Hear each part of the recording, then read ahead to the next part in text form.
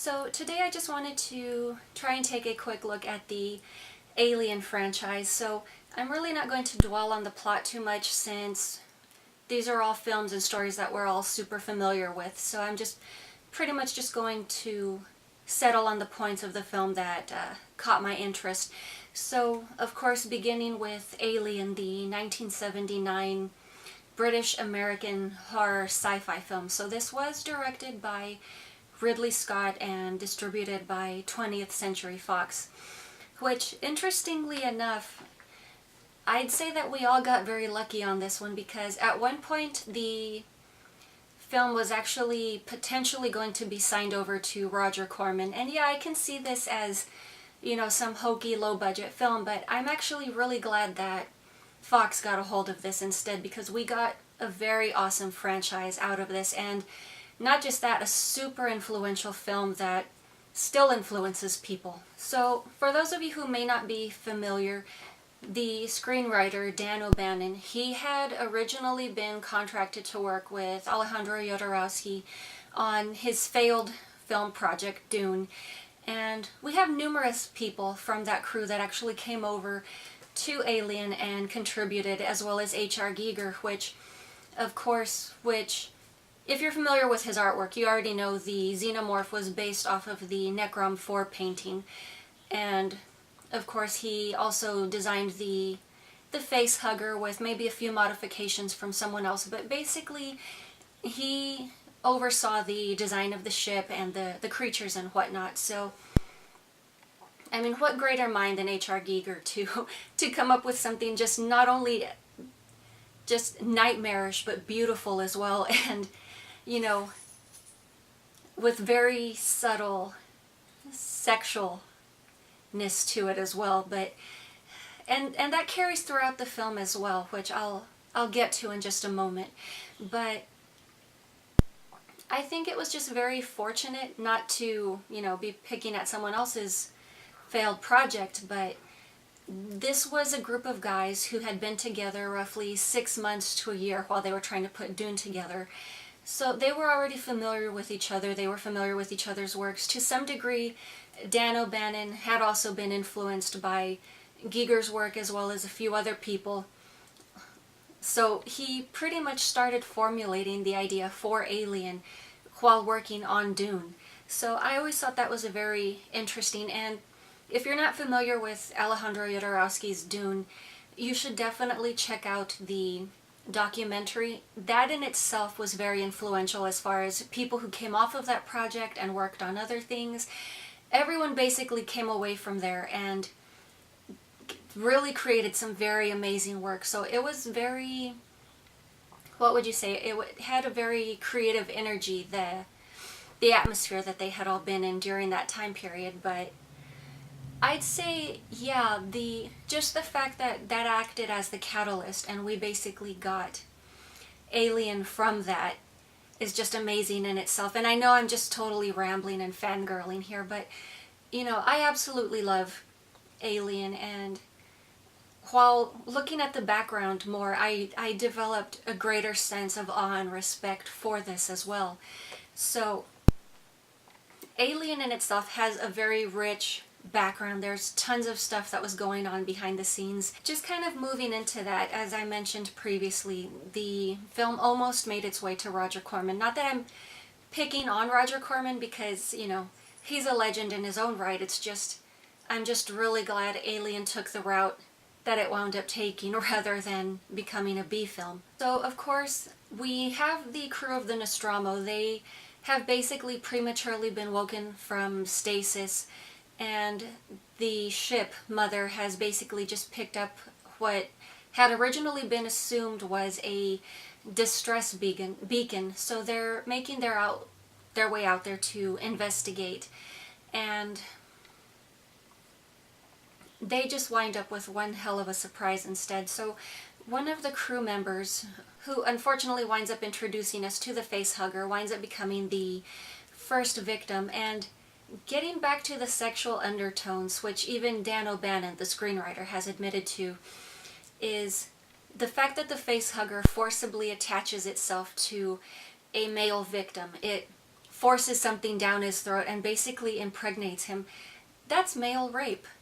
And if I'm remembering correctly, Dan O'Bannon had basically just wanted that to be a break from all of the violence against women that people see in horror films. Women are usually the victims. They're beaten, murdered, raped, whatever. And in this situation, there is not... Well, of course, we do lose one female, but she's not impregnated by the face hugger. And I'd say, yeah, for the most part, it does seem that the men did get the worst of it. But there's also a lot of female empowerment as well. I mean, Ripley wasn't necessarily the badass that she later became yet. This is the beginning. But even then, in the sense how she has to work her way through the ship and outsmart this creature, and of course eventually just pushes him out the hatch and sends him out into space to get him out of her escape pod. I mean, seriously, in a film, how often do you see a woman, especially in that time period, use her wits? Usually she was just a screaming buffoon, no offense intended, but you know, it definitely changed the face of how women were seen in film within certain genres. Excuse me. So in 2002, the film was actually deemed culturally, historically, and aesthetically significant. So, of course, this was done by the Library of Congress, and the film was selected for preservation in the United States National Film Registry, which I think is very awesome in itself. And yeah, that's a mouthful. I couldn't memorize that, so you know, forgive me for looking at my notes here. But of course, the film itself also went on to win numerous awards. It was nominated for various Academy Awards, and let me see. It wound up winning the Academy for Best Visual Effects. It also won a Saturn Award for Best Science Fiction Film, Best Director for Ridley Scott. Veronica Cartwright also won Best Supporting Actress for this film. And the film also won a Hugo Award for Best Dramatic Presentation. So this was actually Sigourney Weaver's first leading role. I believe she had originally had a bit part in Annie Hall, but this was her first leading role, and she had basically come off of Broadway, so this really pushed her out into the limelight as far as Hollywood and whatnot. But yeah, it really launched her career. There were a lot of other people at that time that were near the beginning of their careers who wound up doing very well. So basically, I guess the whole point with the face huggers only attacking men in this film, just to quote Daniel O'Bannon, is that it was basically just payback for...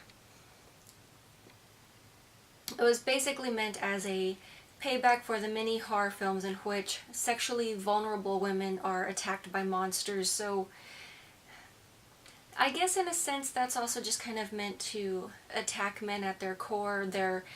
As far as horror films or any other type of film, maybe Deliverance for example, it's very rare that men are put into uncomfortable situations as the audience and made to witness such things. Taking into consideration the fact that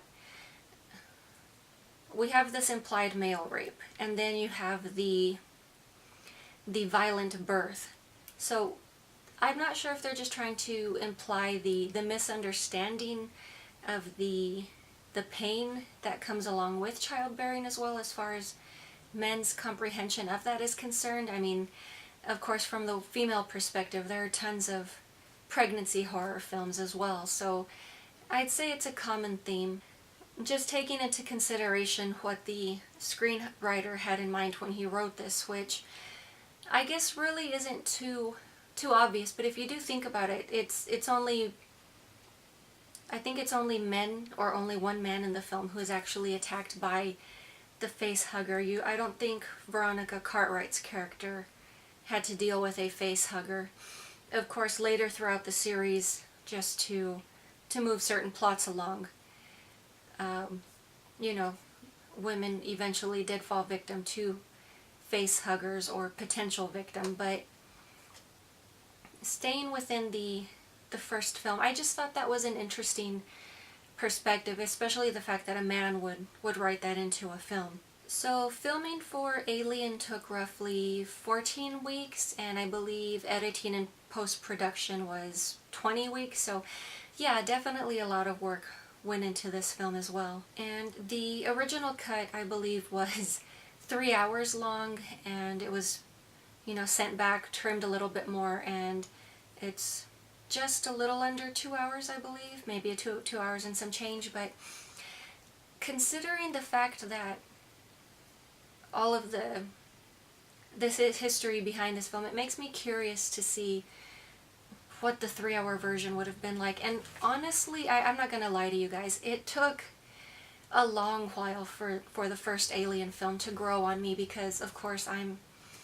a horror fan by nature, and the story itself is plot driven, and that's the best thing for any film, of course, but it feels so clinical, so stale, you know, in my mind, boring, because, you know, I'm used to fast-paced things. There really isn't too much gore, and, you know, you have to keep in mind, I saw Alien when I was considerably younger, so I'm speaking from memory as far as the recollection of a younger person, so obviously I wasn't the same person then as I am now. But for the longest time I always thought to myself, oh, Alien is so boring, I can't stand that movie, but Aliens is great, there's all this action and all this stuff going on. But, you know, it took a couple of watches, but you have to appreciate it in itself, just for the history behind the film and where it came from and everyone who worked on the project. But the fact that it actually opened the door for all of the other Alien films that followed, as well as, you know, the fact that it was very influential and still is an influential film.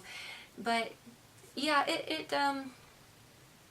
I would say this last viewing, I definitely, of course, from having done research and learned a lot more about it, I definitely gained a new appreciation for the film. I definitely like it a lot more than I originally did. But yeah, I'm not gonna lie and say, oh, Alien is one of my favorite films, because it had to grow on me. I'm not going to lie.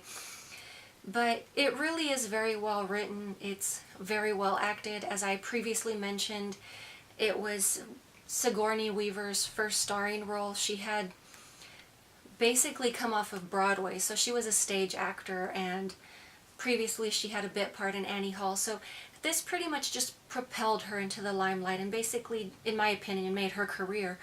But, you know, you've also got Veronica Cartwright and Tom Skerritt and all these other great actors which worked on the film early in their careers as well, but they're all very talented people. So just one more thing I quickly wanted to mention is the special effects for Alien are very impressive, in my opinion, and they still hold up. I mean, you're considering a movie back from the 70s, and we're in 2016 now. But, you know, they're still very convincing, very well thought out special effects. The one scene with the egg itself, which when they shine the light through it, you see the little alien creature wiggling around inside, and that was basically a fiberglass egg.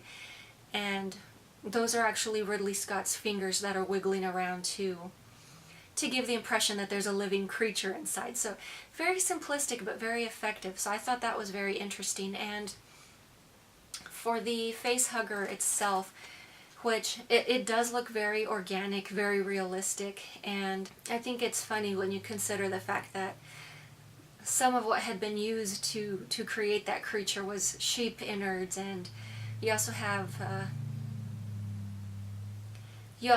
I believe, fish scales and all kinds of other organic matter, so it looks realistic because it was made out of real things.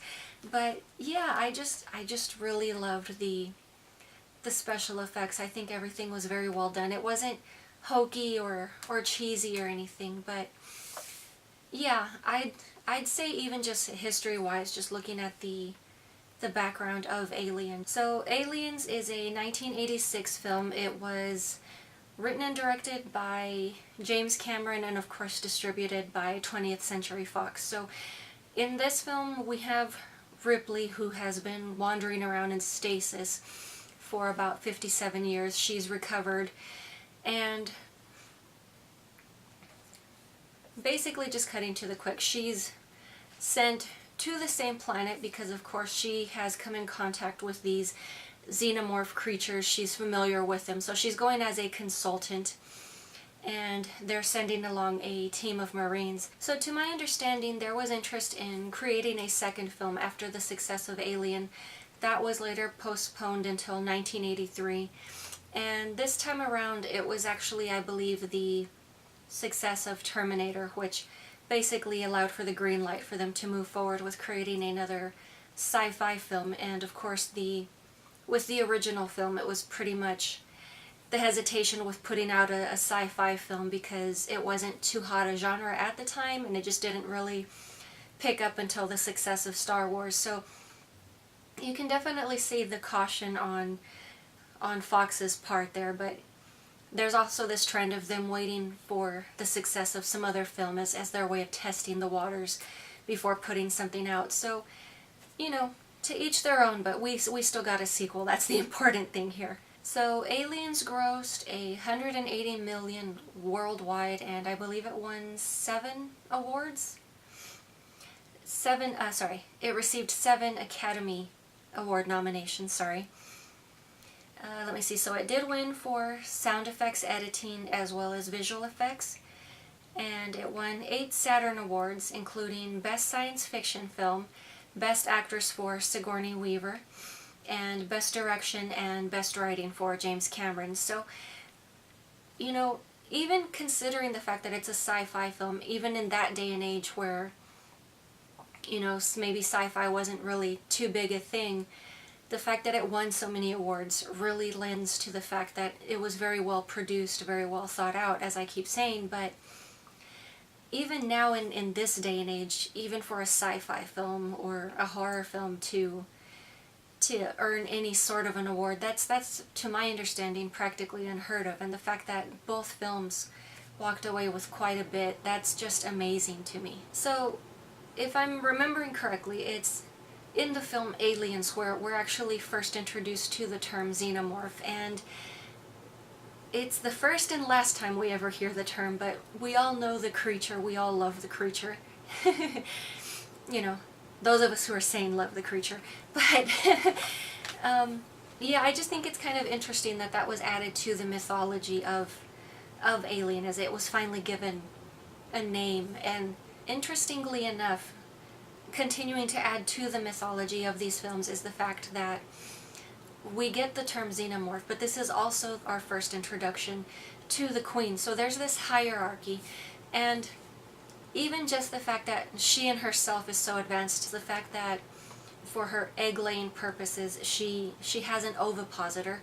Hopefully I pronounced that correctly, but you know, basically just this mechanism in order to assist with the egg-laying and the placement so that her eggs are safe and secure because she produces so many. But so I thought that in itself was a very interesting and unique touch, because when you first see the Queen, my assumption was, whoa, she's huge, all of this is actually part of her, and then she rips free and I'm like, oh, okay, there's something else going on here, you know.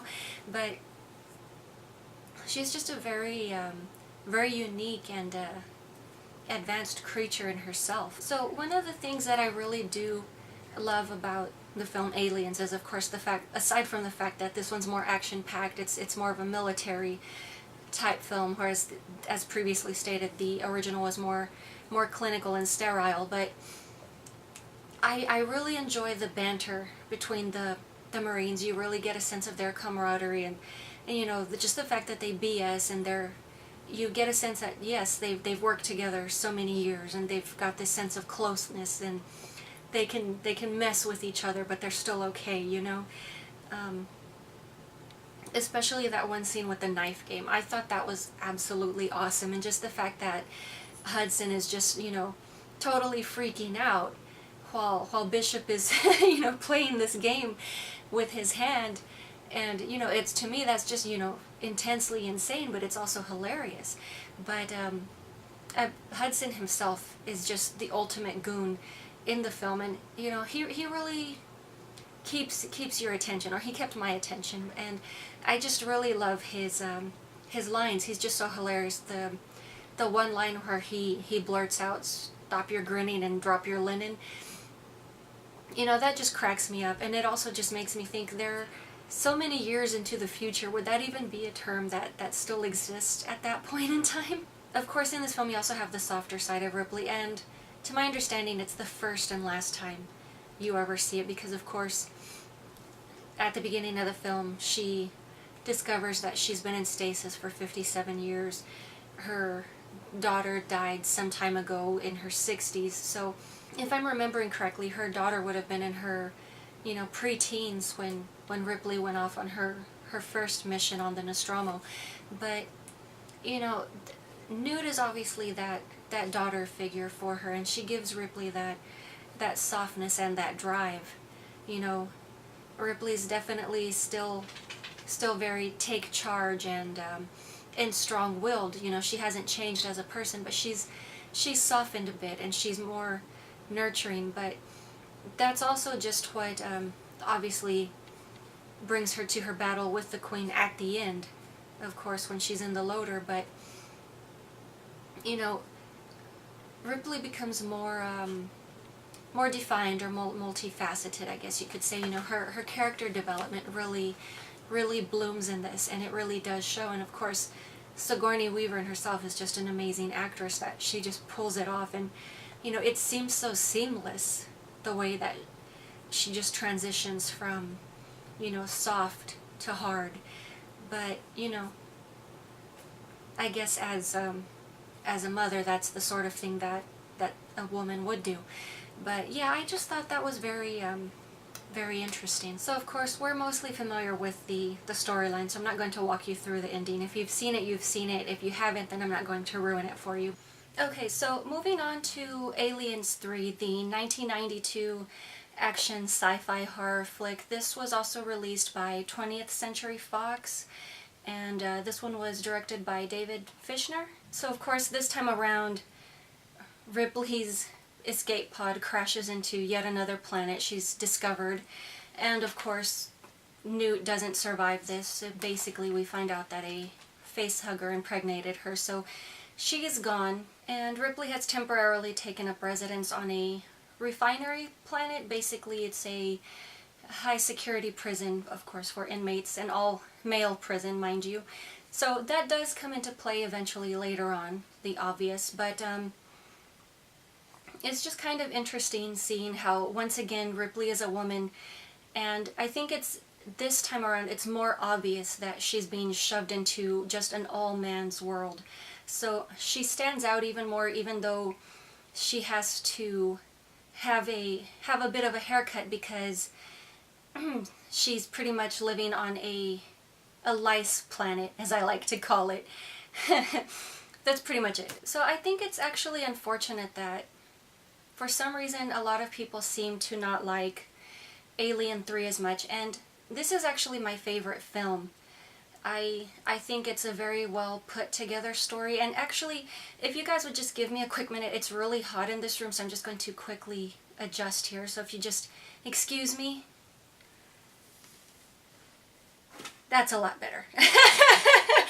So, of course, I think it's a well put together story, because you basically have people relying on each other. They don't have the benefit of their technology to get them through this, and it seems like the whole film here is higher stakes. They're trapped on this planet, they can't get off. The next swap crew doesn't come around for a couple of days, or actually Ripley's escape doesn't come around for a couple of more days, because there's a shuttle that's being sent for her. So no one really knows how much longer it's going to take for this ship to come and retrieve Ripley, and they're stuck on this planet without any weapons, without any form of defense, and you've got a xenomorph who is stalking everyone. So to me it just makes the whole story a lot more higher stakes, a lot more interesting, because, you know, there's a lot riding on this. Are they going to pull it off? How are they going to figure this out, aside from the fact that people have to put their differences aside? So I think it's actually rather clever the way they just kind of led the creature through, and then of course they just dumped it in the incinerator, or, you know, tried to. But I just thought it was a very interesting film. Also, just, you know, this is actually the Alien that I grew up with. I saw this film in theater as a kid. It was literally the very first Alien film I ever saw. I had never seen anything prior to, so this was my introduction to Ripley and Alien, which for me, all the more reason to love it. And I think it's a very strong story. I think it's a great story, but for some reason people just like to nitpick. But of course there was another version which was released, which was called the Assembly Cut. So this one is roughly 37 minutes and 12 seconds longer, and to my understanding, of course there were a few slight changes. Rather than the xenomorph ripping its way out of a dog, I believe it's an ox this time. Instead of Ripley's shuttle crashing into the planet, she somehow washes onto shore. And I think if I'm remembering correctly, some of the scenes also put more emphasis on the religious views of the inmates. Of course, I haven't had the benefit of watching this version because I own the first edition, which was released, the Legacy edition, you know, the box set. So I have the theatrical cut. I believe it was later on in the quadrilogy. I think that's when it was first released, the extended cut, and then again on the Aliens Blu-ray edition. So I still haven't had the benefit of watching the alternate version. I would love to, just to see what else is different, but I honestly don't know if it exists as just a solo. So for Alien 3, the film was also once again nominated. The visual effects were nominated for an Academy Award, which unfortunately lost to Death Becomes Her. But, you know, you can't win them all. The film was also nominated for 7 Saturn Awards and a Hugo Award, and it was also nominated for an MTV Award, which, you know, as far as I'm concerned, an MTV Award really isn't too prestigious, but, you know, someone else considered it. And of course they were nominated for Best Action Sequence, so I don't know. I think it definitely got as much attention as the first two, and as I said, I think it's an excellent story, very strong story. Definitely my favorite in the entire franchise. So quickly moving into Alien Resurrection, I believe this was 1997. Not necessarily my favorite film in the entire franchise, so I'm pretty much just going to be brushing over this one. So yeah, so this was once again distributed by 20th Century Fox, and this one was also directed by Jean-Pierre Jeunet, which I think is really interesting coming from the guy who gave us Amelie, and we're looking at Alien Resurrection, and he actually had some very interesting ideas for this film. So of course we didn't have H.R. Giger working on the designs this time, which is unfortunate. I think they did a well enough job. I just think it would have been better if we actually had someone on board who actually did create the creatures originally, but it was Jeunet who, for the human forms, wanted to include or fuse male and female genitalia, which, okay, that's an interesting idea.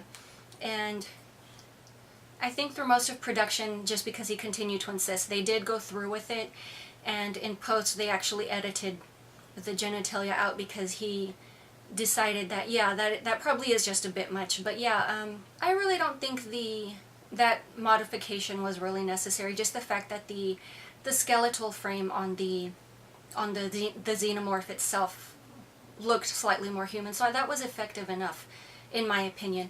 But yeah, not necessarily the best story in the entire franchise in my opinion. I don't even think it's the best film, which is pretty sad because this screenplay was written by Joss Whedon. I know a lot of people, you know, totally lose their junk over him, but I don't think it was the best story. I love how they brought Ripley back as a clone, and she came back as a fuse between alien and human, so I thought that was actually really cool. But as far as like the rest of the storylines, I just pretty much thought everything else was meh. You know, it fell flat in my opinion. Even the addition of Winona Ryder, who is an excellent actress herself, you know, even she couldn't save the film, let alone Sigourney Weaver. And of course Miss Sigourney Weaver, who did strive for authenticity in this film, one of the things that I find very interesting was the basketball scene. At one point they just wanted to add that in digitally, where she tosses the ball through the hoop on the first try, not even looking. She actually practiced numerous times. They did numerous takes because she actually wanted to do it herself, which, you know, I think that's admirable, but it's basically at the point where they were just ready to just give up and do it digitally. They gave her one last try and she actually nailed it on the shot. For a split second the ball's off frame, and they did want to digitally correct that, but I think they just left it as is. So I thought that was actually kind of neat that, you know, she actually did go for that herself. As far as the basketball scene itself, I actually think that was a very sexy scene where her character is, where Sigourney Weaver's character is teasing Ron Perlman with the ball, and she's just kind of like switching it from arm to arm. You know, that's very predatorial, but it's also very very seductive in itself. So I thought that was a nice touch. But yeah, as far as Winona Ryder's character Call, you know, for some reason you would think it's a no-brainer that there's going to be a synthetic or an android in this film, and for some reason it just slipped my mind. So when it was revealed that Winona Ryder was an android, I was just kind of like, huh?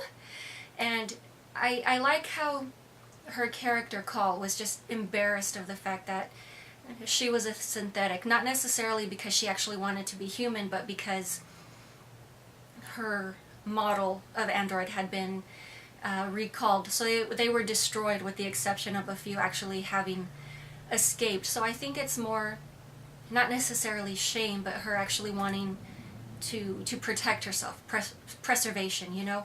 But yeah, that one scene between Call and Ripley where right before she plugs into the mainframe and, you know, sends the xenomorphs after the bad guy, I thought that was a very touching scene where they're actually relating, they're talking to each other, and neither of them are actually completely human. But I like that one scene, just the camaraderie between them. It's a very touching scene, and it reminds me of that one scene from Aliens where Ripley is consoling Newt, and, you know, she's trying to put her to bed, and, you know, she kind of takes a peek into the decapitated doll's head, and she's like, no, there's nothing bad in there. And Newt just responds, she's just a piece of plastic, which I think is hilarious. But, you know, it's just the feel or the sentiment in that scene. It feels like it's carried over in Alien Resurrection. And yeah, I know I wavered off and, you know, rambled there for a bit, so thank you for tolerating me. But yeah, I just feel that it was a very similar-esque scene, and I think it was very well done. But yeah, Alien Resurrection, not my favorite in the franchise, unfortunately. If I were to go from, you know, favorite to least favorite, I would probably go Alien 3, Aliens, Alien, and then Alien Resurrection. Not that I have anything against Alien, like I said. It's really good. That would probably, you know, it's a really good film. It's just, I don't know, for some reason, it just took a while to grow on me, so it is what it is. But, yeah, I don't know, any additional thoughts on the Alien franchise that anybody wants to share? You know, I'd love to chat with you guys down in the comments section. But that is pretty much it for today, and I will talk to you guys later.